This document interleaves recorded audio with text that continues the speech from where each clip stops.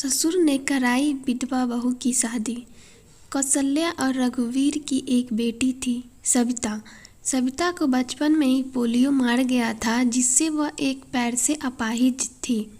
सब लोग उसे दया की दृष्टि से देखते थे और अपने माँ बाप की बहुत लाडली थी। उसकी आंखों में कभी आंसू नहीं आने देते थे। सविता अपाहिज जरूर थी, लेकिन सभी कामों में कुशल थी। स्कूल में भी वह सभी अध्यापकों की प्रिय थी।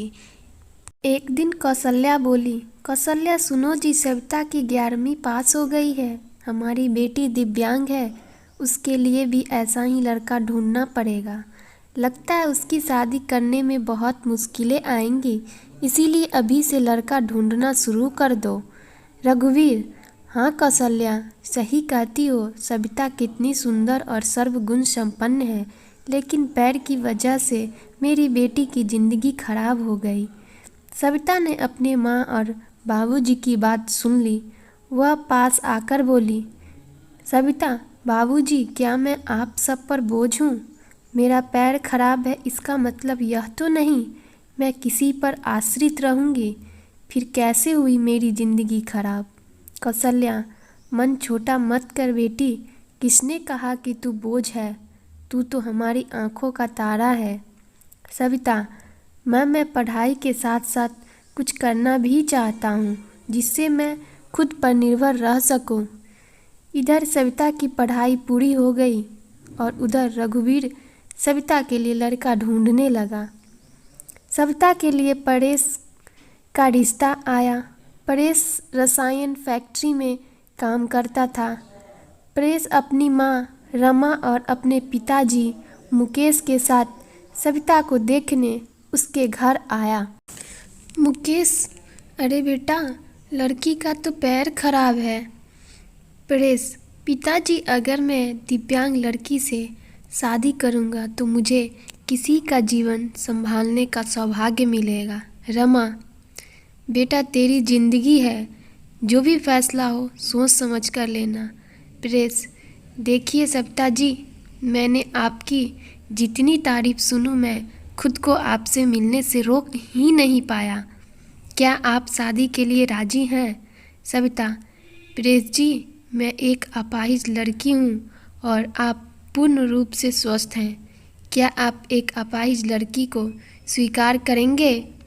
परेश, सविता, मैं जिंदगी भर आपका सहारा बनने के लिए तैयार हूँ, अगर आपको एतराज न हो तो।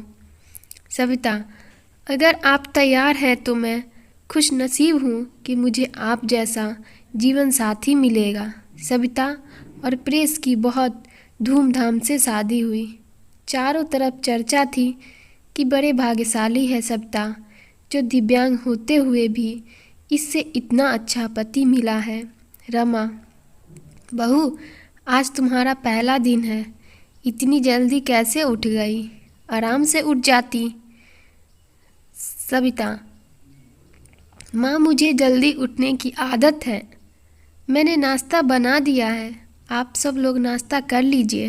रमा हैरान थी कि एक पैर खराब होते हुए भी सुबह उठकर नाश्ता भी बना दिया। इसी तरह सविता ने थोड़े ही दिनों में सारी जिम्मेदारी अपनी ऊपर ले ली। सविता से सभी बहुत खुश थे। रमा, परेश, तेरी बीवी लाखों में नहीं करोड़ों में एक है। मैं तो डरती थी कि कहीं ऐसा ना हो कि एक दिव्यांग लड़की से शादी करके कहीं मेरे बेटे की ज़िंदगी खराब ना हो जाए। परेश, माँ, मेरा फैसला कभी गलत नहीं हो सकता। आपसे एक बात कह रहा हूँ कि अगर मुझे कुछ हो जाए तो सविता को अपनी बेटी की तरह रखना। रमा, चल पागल, ऐसे नहीं बोलते, वो अभी भी मेरी बेटी ही है। और अगले ही दिन उनकी खुशियों को जैसे किसी की नज़र लग गई। प्रेस की फैक्ट्री में जहरीली गैस लीक हो गई। जाने से कई लोगों की मौत हो गई, जिनमें प्रेस भी शामिल था। जब ये खबर प्रेस के घर पहुंची तब घर में हाहाकार मच गया, लेकिन सविता तो जैसे पत्थर सी हो गई। वह खामोश थी, उसकी आंखों में आंसू नहीं थे। वह प्रेस को यूं ही फटी आंखों से देखती रही। कुछ औरतें ने उसे हिलाते हुए कहा, बहू रो ले, देख प्रेस को, वह मर गया है। अगर रोएगी नहीं तो पागल हो जाएगी। तू विधवा हो गई है। विधवा। इस तरह की बातें सोचकर सविता फूट फूट कर रोने लगी। सविता रोते हुए बोली, उठो प्रेस, आंखें खोलो, मैं अकेले किसके सहारे जीऊंगी। अभी तो मैंने तुम्हारे साथ कुछ ही दिन गुजारे थे, फिर मुझे अकेला छोड़कर क्यों चले गए। प्रेस का अंतिम संस्कार हो गया और सविता के अरमानों का। रमा, अरे ये क्या बहू, सफ़ेद साड़ी क्यों पहनी तुमने। सविता, माँ, सबने मुझे कहा कि मेरे जीवन के सब रंग प्रेस के साथ ही चले गए, अब मुझे सफ़ेद साड़ी ही पहननी है। रमा, नहीं बेटी, तुम हमारे दुख को और मत बढ़ाओ। आज से तुम कभी भी सफ़ेद साड़ी नहीं पहनोगी।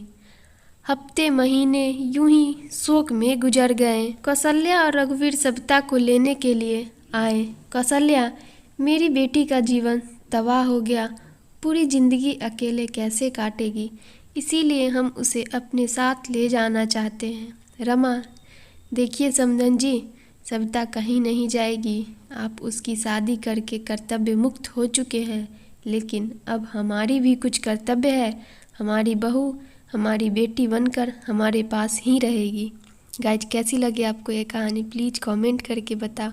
अगर ये स्टोरी अच्छी लगी हुई तो प्लीज़ इसको लाइक करना और मेरे चैनल पे जो नए हैं प्लीज़ सब्सक्राइब करके